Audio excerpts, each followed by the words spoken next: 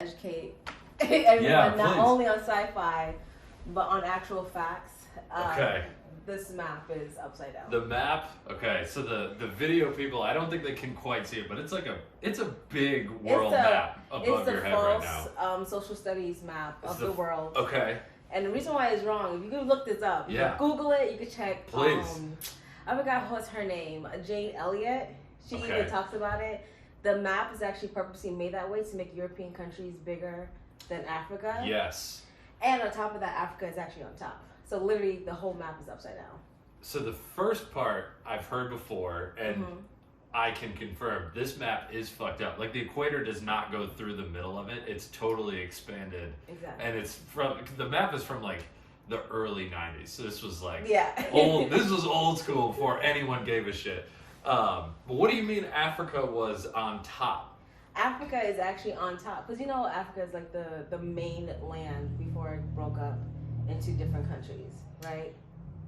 Different continents? Different continents. Yes. Right. Yeah, it was like the main piece of Pangea. Yeah. Right. So right now they have it in the bottom. Like all of Africa is in the equator, which is not. It's actually a little bit above it. So that's why you actually have like white Africans. And you know how people are just like, I don't understand why there's white people in Africa. Because, you know, Africa is the origination of everything. So. Yeah. I'm educated. Yeah. No, this will be a good.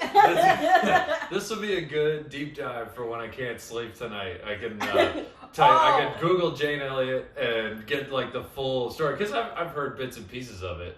When I think white people in Africa, I'm like, well, yeah, the Romans kind of took over part of Africa when they were doing their shit.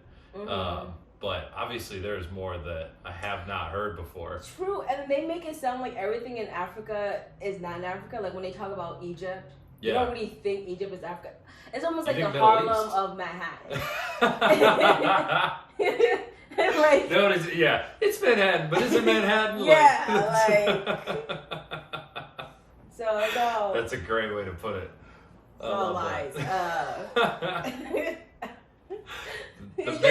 Okay, so we weren't here to talk about maps. We were here to talk about sci-fi. It's not the Sheldon show. The maps and the flag. No, that's flags. No, with the maps. Well, you can tell I do a lot of deep dives online. I have horrible insomnia. Which is fine. We're here to talk about sci-fi. Yeah. I mean, we can continue to talk about maps if you want to. Let me tell you about the science. Please. You're part-time cartographer while you're a comedian. Let me tell you about why the world is actually flat. I was kidding. I know. So we're talking deep dives like you can't sleep. Got it. Are you really wet in the ocean? Are you? Oh man. So sci-fi, we just kind of started. We didn't get a chance to like. Normally, when people show up, I'm like, all right, well, what do you want to talk about with sci-fi? But we just like got right into it. So sci-fi, what do you think? What do you want this episode to be? A little bit of behind the curtains for the listener here. Did you want to talk about like the Dune movie that just came out? Like sci-fi as a trend? God. What do you think? And I haven't seen Dune, but you're welcome to ruin it for me if you want. First of all, I'm gonna ruin it for everybody.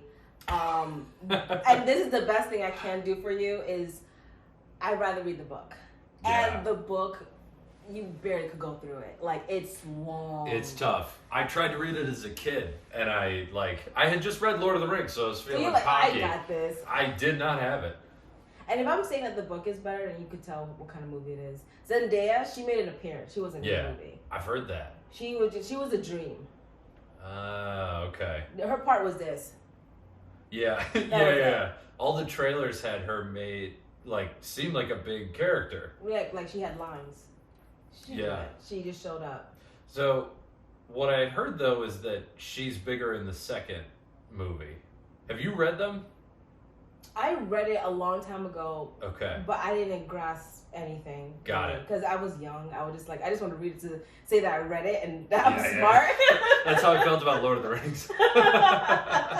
I want to impress all my friends, all my nerd friends. Oh god, I have so much time in my hands. You just brag about how many pages it was. Nothing about the book, just 700 pages. They're oh my god. That other book made by that genius, Infinite or something. The Hitchhiker's Guide to the Galaxy. No, first of all, I love that book and I have that book and it's okay. It's an amazing book.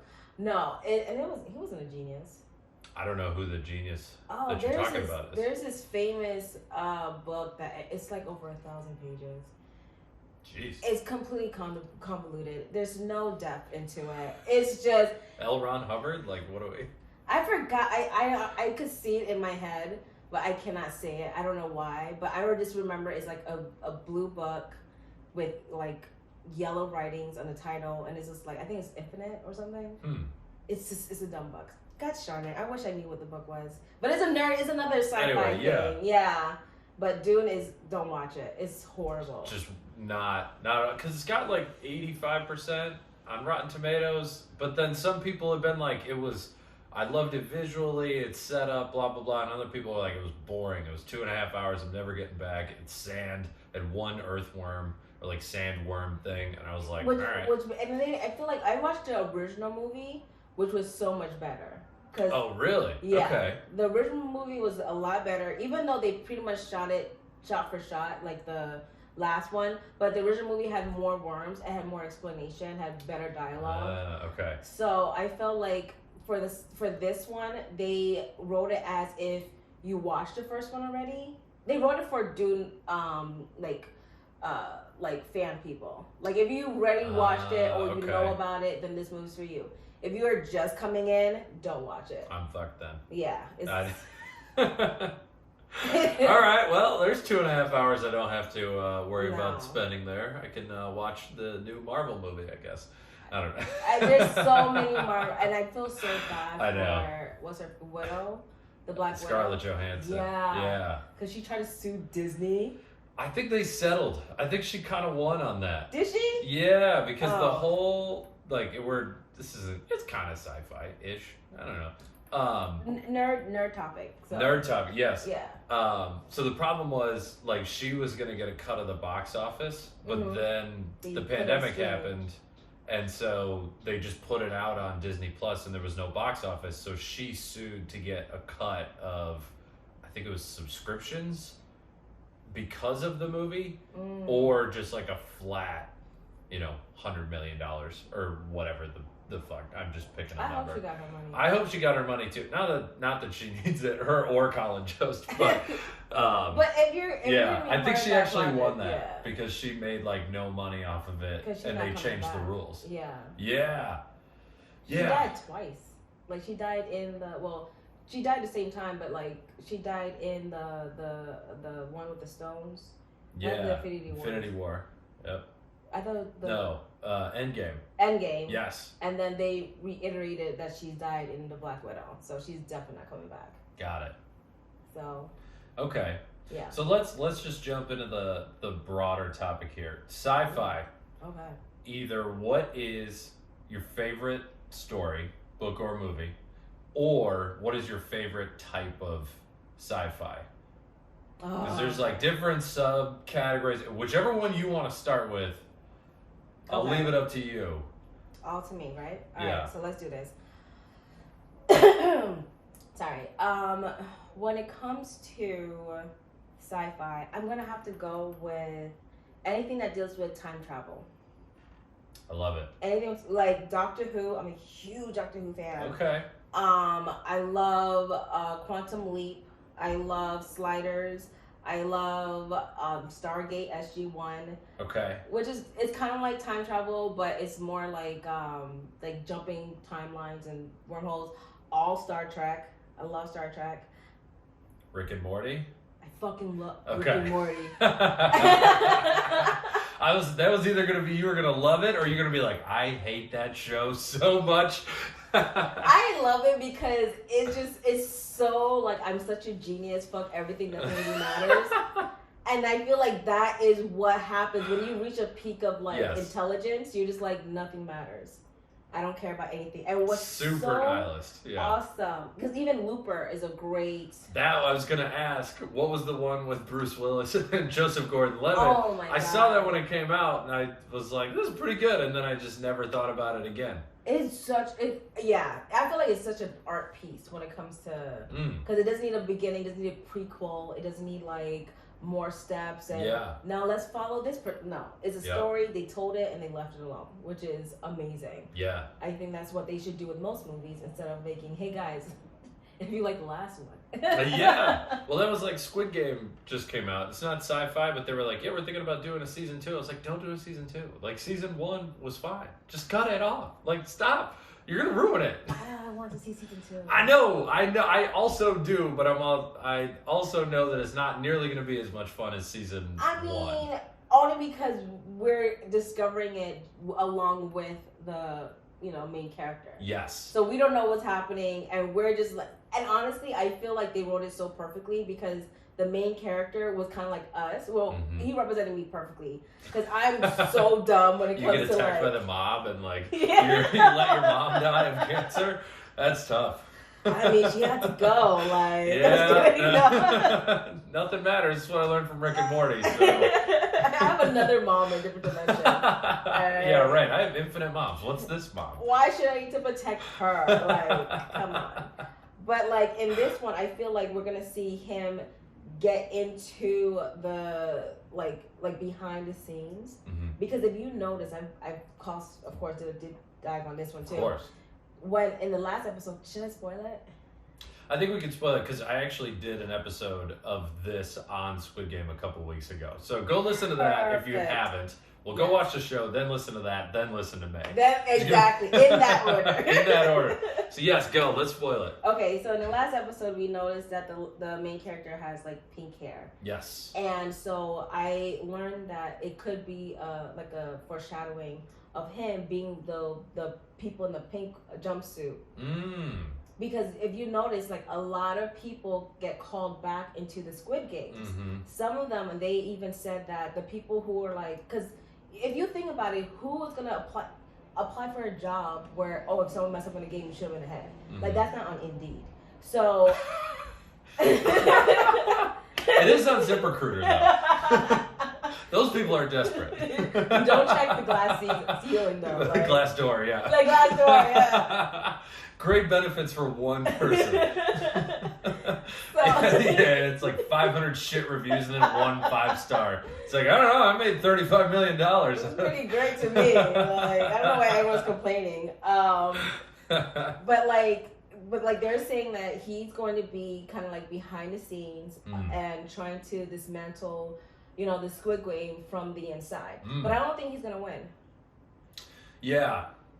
I could definitely see that. I guess that's the fun part about the show, right? Like, you could have said anything, and I've been like, yeah, I can see it, because it kept me on my toes my entire time. Like, the old guy being the one who was actually running everything. But I was like, that's such a good twist. Like, I have no idea. That really got me. When I saw him on the fucking bed. Yeah. Just like, I don't believe in society anymore. I was like, fuck you, dude. You were playing along us, watching us get shot.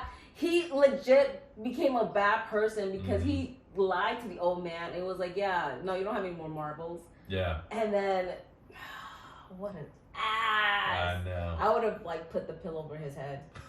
And or like last minute use his face on his phone to like Zelle me all of his money. Yeah. And I don't know if rich people even use Zelle. Like, Cash App. Oh, they don't have Cash App. I'm sure not one rich person has Cash App. No. They have a rush card too. Yeah. He just whips out the QR code for Venmo. Anyway, yes, I agree with you.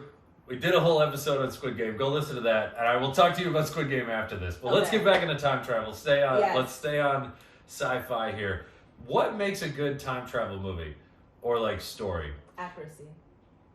Sorry. Like being consistent, you're saying? Because I was gonna say, like, it's easy to fuck up a time travel story because everyone's kind of sitting there waiting for everything to like pick it apart and see where it could have gone wrong.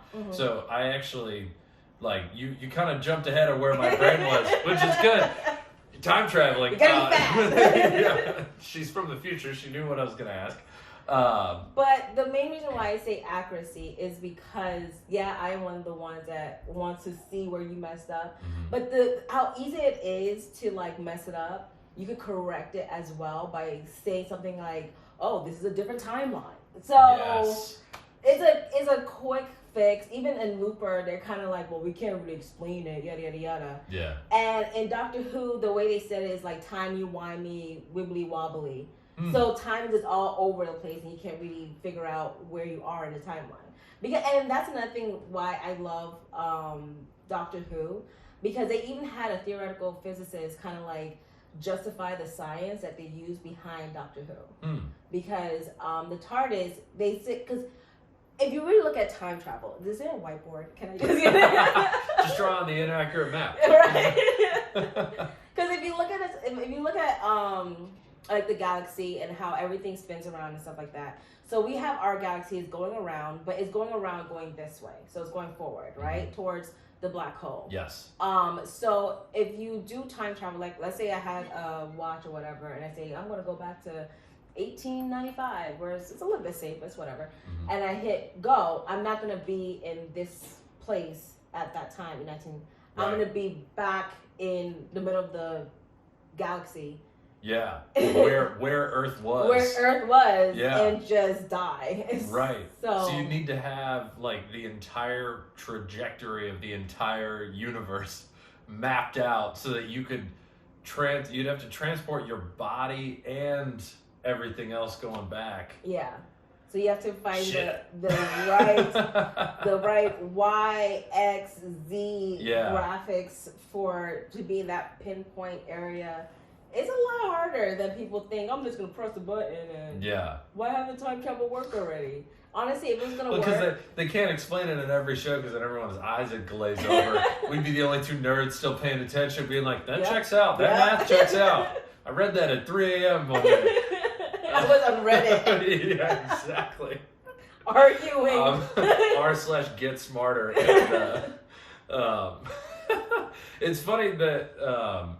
So the accuracy, like you bring up how they explain it, because Rick and Morty, like, flat out says, we're not fucking with time travel. Like, all it does is make people mad. Yeah. And it's funny that that's your favorite one, the one that they won't touch. Yeah. And like you said with time travel, you can always just kind of say, like, it's another dimension where everything is 100 years behind. So it's like, we're doing the exact same thing. Exactly. But, yeah. So, okay. So, what did the experts said that it was accurate on how they did it in Doctor Who? Because I haven't watched Doctor Who.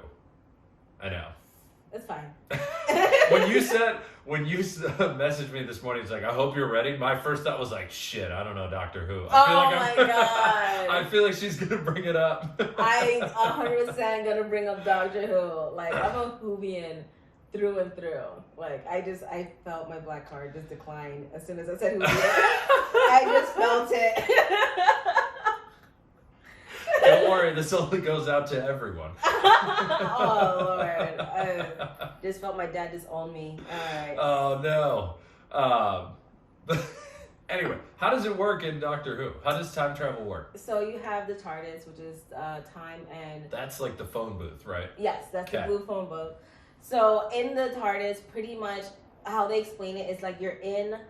The galaxies in the universe. I'm going to try to explain it the way the physicist explained it, because he did it perfectly. So I'm probably going to butcher it up a little bit. But he said that let's pretend that the galaxy is the bubble. So what the TARDIS do, it stays in that bubble but moves around in that bubble. So it's not like, so you're not jumping your body from one side to another. You're literally just changing where you are. And that's why when you're inside the TARDIS is moving. And you don't feel anything, but as soon as you open the door, you're in a different dimension or a different area. Got it. Okay. Yeah. That does make a little more sense than like your standard, I don't know, did they time travel in Star Trek? I'm trying to think of something where they just hit a button and went back, forward. They accidentally went to like a wormhole. Okay. And there was this one, oh, sorry, am I going to go deep? Okay, let me go deep. There's one. So there's this episode in The Next Generation where they had to kind of like figure out who's going to have ownership over a wormhole. And it's a great episode. I highly recommend it. So pretty much in the end, they were trying to test the wormhole. So they have to go through it because their probe wasn't working. Sure. They have to go through it, make some tests, and come back. they found out that the wormhole was like unstable, so it's not like a direct transfer. Right. It's almost like always going on the highway and then always like going on 95, but you end up in California. It's weird. It's all over the place. Okay. So one of the species, the Ferengis, decided to stay behind because they were like, we're not going to listen to you, Federation. We know what we're doing. So they're like, all right. So they, went back to the time worm or the wormhole, and then the Ferengis got left behind, and they couldn't get them because the wormhole was unstable. Right? Shit. This is a good part. So flash forward, we're now with the Voyager. Is a new captain, new everything, and they're in the Delta Quadrant, where they found the Ferengis, and the Ferengis became like a god in a whole different planet, and like, yeah, it's so cool. It made like they were the worst, but yeah, it was. I guess that's better than them showing up and they're like fucking mad. They're like, put me on this desert ass island to die is here doing nothing. At first they were trying to do that, but they were really like they were gods, and because people were like, oh my god, you came from the sky, and yeah. That makes sense. Yeah, and then they pretty much corrupted the whole planet. And then so finally they kind of got free. But that's what I like. I like how consistent they are with, you remember the Ferengis that got left behind? Well, they're here. Bring them back. Yeah. I gotcha. All right, so what do you, and normally I would stay on this, but we've got like 10 minutes left. Oh, shit. Time goes by so fast. I know. We might have to do a part 2 sometime. Okay. So other types of sci-fi, like robot sci-fi, like Black Mirror type sci-fi. Oh, yeah. What are your opinions on other types? Like, there's like the realistic sci-fi, which is like The Martian or whatever. And then you've got, did you watch the HBO show that just came out, Raised by Wolves? Okay, I really liked it too, but it was very, like, there was a little bit of time travel at the end actually, but yeah, it was mostly just like androids. It was very like sort of a human type sci-fi story for most of it. Like, how does that compare in your mind? How do you do those stories right? Oh, man. First of all, Raised by Wolves is amazing because if you look at it, how they wrote the script, they made it seem like, can nature grow without with machines? Yes. You know what I'm saying? Yeah. Can you take God and spirituality out of it? And what's so crazy to me, I forgot the kid's name in the show. Yeah. But the kid that was raised by the androids, how he, for some reason, somehow, for a split second, got introduced by God, or the idea of God, and now he's kind of like questioning everything. Yeah. Even though, religion is the damnation of everything. It's fine. We can do part 2 on religion later. I got something to say. So for the listeners that haven't watched it, it's on HBO. It's called Raised by Wolves. It is the story of like these 2 android parent figures that have to raise these kids. Father and mother, yeah. And yeah, they're literally named father and mother. Raise these kids on like this desert island, and you learn going forward why they have to do all this stuff. But it's hard to explain without ruining it because it develops so like into this massive thing, and that's kind of everything sci-fi. So you're saying like, you liked it because they kept it human, right? Like, it was about these robots and about the kid, but it was more about like human psychology. Yeah. Okay. Yeah. Yeah. Because I feel like when it comes to religion, you have to be raised out of it. Meaning you have to go through it sometimes. You know what I'm saying? And then especially and then of course I'm not the most religious person based on my last day. Based on 45 seconds ago. Right? But like, I just feel like, especially with this kid that's learning and growing, you should have access to all the information before making your own decision. Because even though atheism is not a religion, the way that some atheists, especially in the way the show was portraying it, kind of make it sound like a religion, where it's just like, you can't do that, you can't do this, because we don't believe in that. It's just like, well, now you sound like this, but the opposite. It's almost like the 2 extremes. So I feel like the kid's kind of like trying to find his own middle in the whole situation. So yeah, I love it. That was a great show. That's one that I want there to be a season 2 There because I is. feel like they can develop that one. Okay, so what are some other types of sci-fi? Well, you got like the realistic ones. Like, do you fuck with The Martian? Like that movie with Matt Damon where they're just like they're going to space.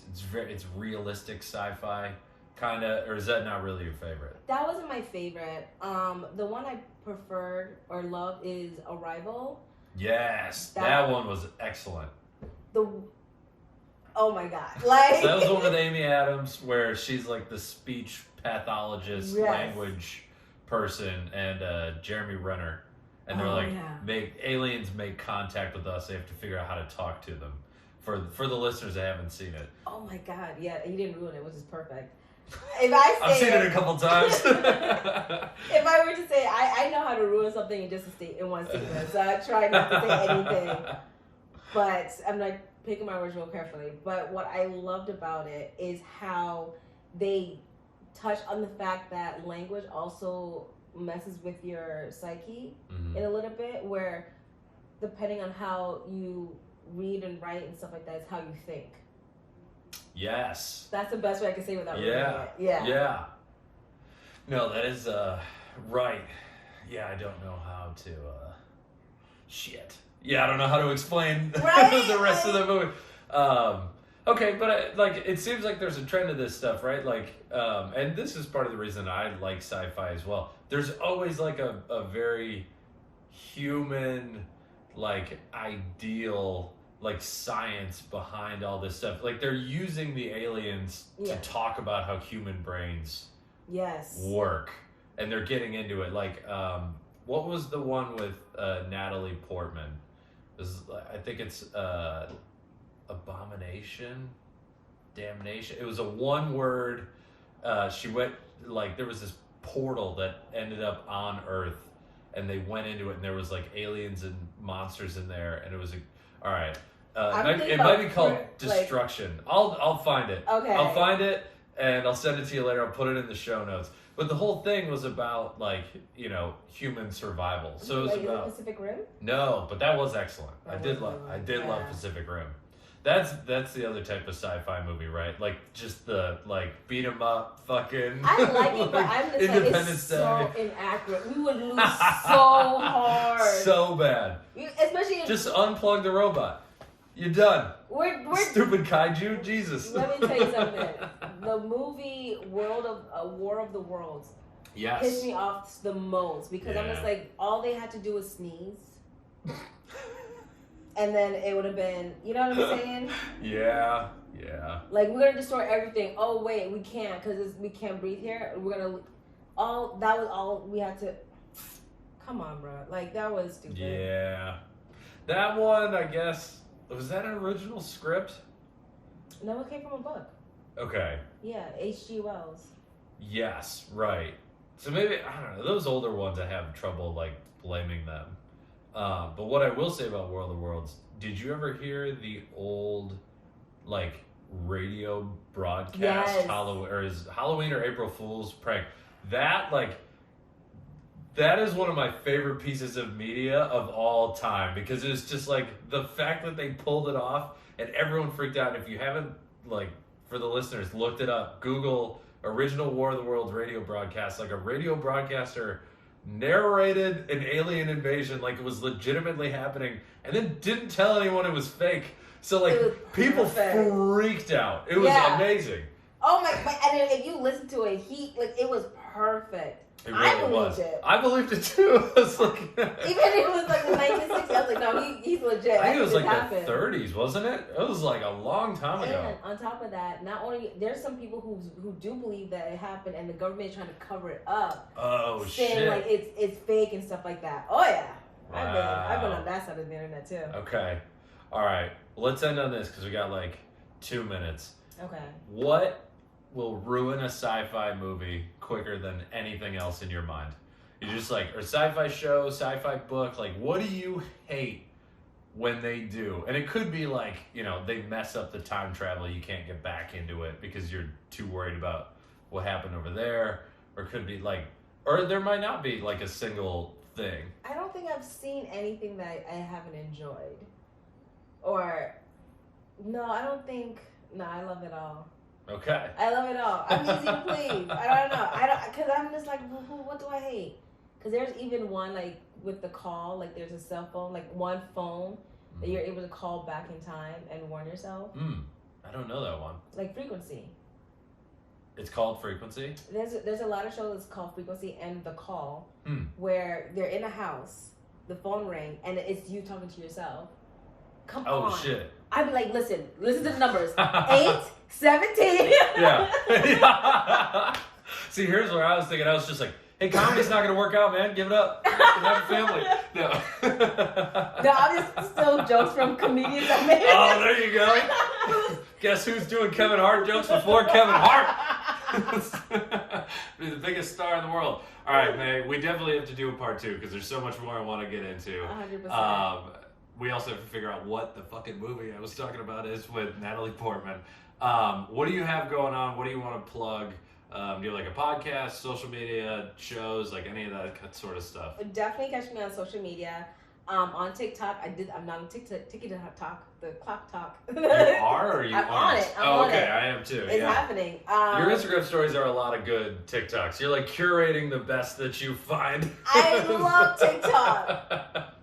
It's to the point where it's becoming an addiction. It's really bad. Yeah. I can stay. There's no bottom, so I'm just like no, and another one, and another one, and then the stitches. And I have to see the original stitches. You click on a sound and all of a sudden you're 300 TikToks deep. It's, yuck. All right, so what's your social media? Okay, so my TikTok is Open Mic Hero, where I do funny skits and stuff like that, and also talk about my life as a comedian. Also on Instagram, May_Durand. And I do have a show this weekend at QED, so all right. If this is there, then... Well, this will come out Monday. Is that a consistent show? No, that is an open, I'm opening for... You could cut that out. That's fine. You're doing shows around New York. I'm doing shows around New York, if people are in New York, look at her social media, find where her shows are, come out. Yeah. Exactly. Yeah. Cool. Yeah. Follow me at Corey T Comedy on all social media, TikTok, Instagram, Twitter, blah, blah, blah. Come see me at 3 Monkeys every single week up in Midtown Manhattan, where I'm doing stand-up comedy. And yeah, thanks for coming out. Love to. We'll Thank you. Yeah.